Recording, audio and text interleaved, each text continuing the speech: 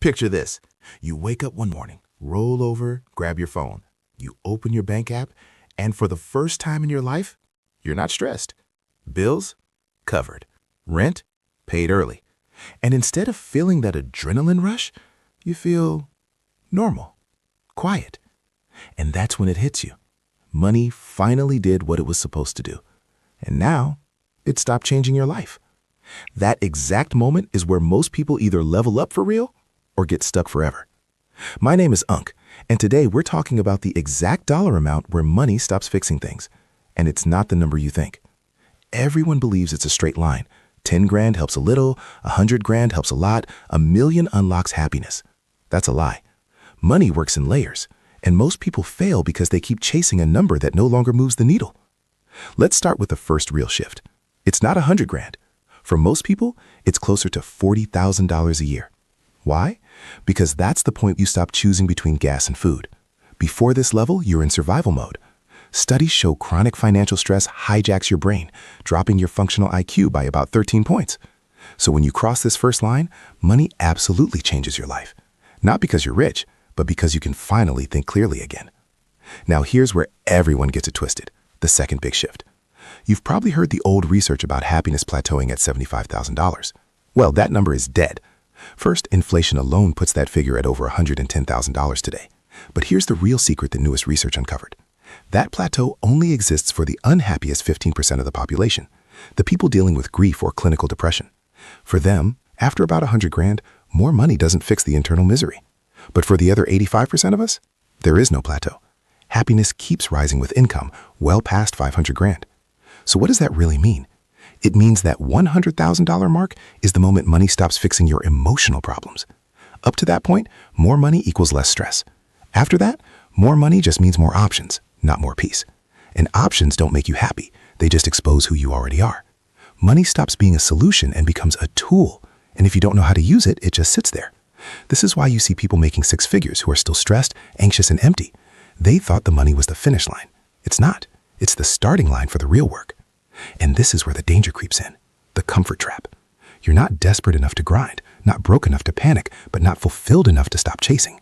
You're just comfortable. And comfort is the silent killer of growth.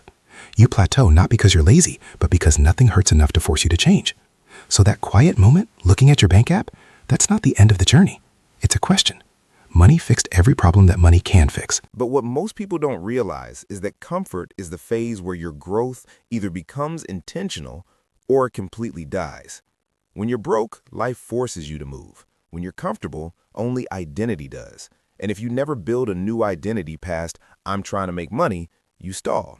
Same job, same routines, same goals, same year on repeat, just with better shoes. Psychologically, the human brain is wired to chase relief first and meaning second. Money is relief. It removes pressure, it removes fear, it removes limits. But meaning only shows up when you're building something that's bigger than survival.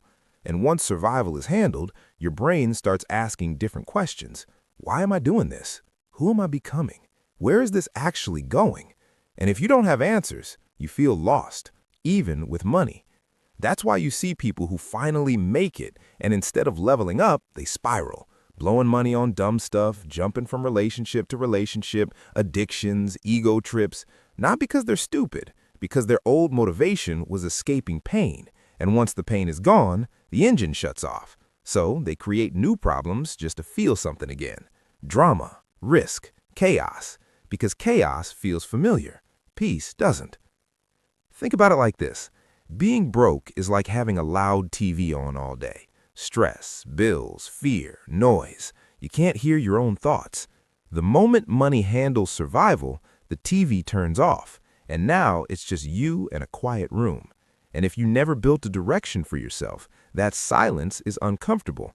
So people turn the noise back on. Spending, chasing bigger numbers, flexing, overworking, anything to avoid sitting with the question, what am I actually building? Let's get into the math for a second, because this part wakes people up. Let's say your real life costs $4,000 a month. Rent, food, car, gym, a little spending money, that's $48,000 a year. Add some savings and a buffer, call it 60 grand. That's the number where survival is fully handled. Now let's say you start making 120K. After tax, you're taking home around 85. You're not stressed, you're straight. Here's the question nobody asks. What does the next $60,000 actually change? Not the fantasy, the real life. Maybe a nicer apartment, a newer car, more eating out. Cool. But your mornings don't change. Your mind doesn't change. Your fulfillment doesn't magically increase. Your lifestyle improves, but your life experience doesn't, not unless you change how you're using the money. This is where people confuse lifestyle upgrades with life upgrades. A nicer cage is still a cage. So, should you stop chasing money? No, you should stop worshiping it. Because once money stops changing your life, it's no longer the goal, it's the tool. And tools only matter if you're building something. The real game after this point becomes three things: control, direction, and leverage. Control over your time, direction for your effort, leverage over your outcomes. Not just I make more, but I choose more, I own more. This is why some people hit 6 figures and feel stuck, while others start multiplying. Same money, different game. One is still using money for comfort, the other is using it for construction, building skills, assets, networks, ownership. And when money stops changing your life, growth becomes internal. Discipline without desperation, focus without fear. You don't grind because you're running, you grind because you're building. And that shift, that's where real power starts. So here's the move. First, figure out your real enough number, your survival plus stability number. Second, stop using money as emotional validation. More money just means more responsibility over what you do next. Third, replace money goals with control goals.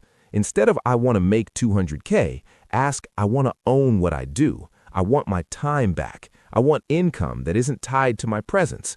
And finally, start building a life you don't need distractions from. Because the real truth is, money can absolutely change your life, but only up to a point. After that, it just reveals who you are, your discipline, your vision, your emptiness. It stops being the solution, and it starts being the mirror. So if you don't understand this stage, you'll just keep chasing bigger numbers that never feel like enough.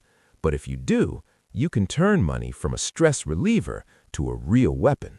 Money is powerful, but only when you stop expecting it to give you a life and start using it to build one.